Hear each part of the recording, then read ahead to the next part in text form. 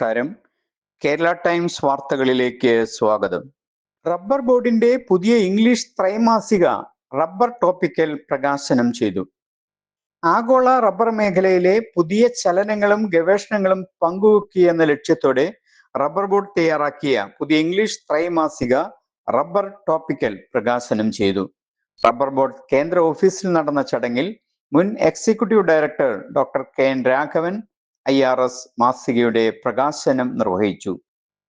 പ്രകൃതിദത്ത റബ്ബർ മേഖലയിലെ നൂതന ആശയങ്ങൾ, നേട്ടങ്ങൾ, വികസന മാതൃകകൾ എന്നിവ അന്താരാഷ്ട്ര തലത്തിൽ എത്തിക്കുകയാണ് ഈ മാഗസിൻ ലക്ഷ്യമിടുന്നത്.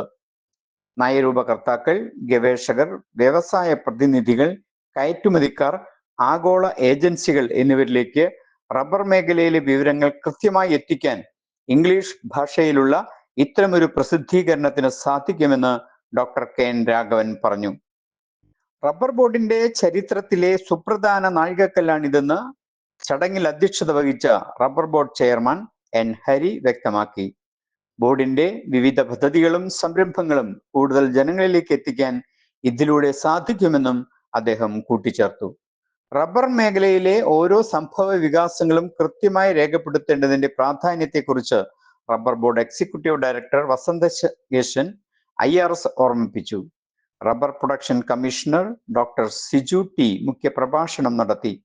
റബ്ബർ ബോർഡ് മുൻ deputy director MG Satheesh Chandran Nair, നിലവിലെ deputy director in charge B. Sreekumar, publicity officer Benny KK എന്നിവർ പ്രസംഗിച്ചു.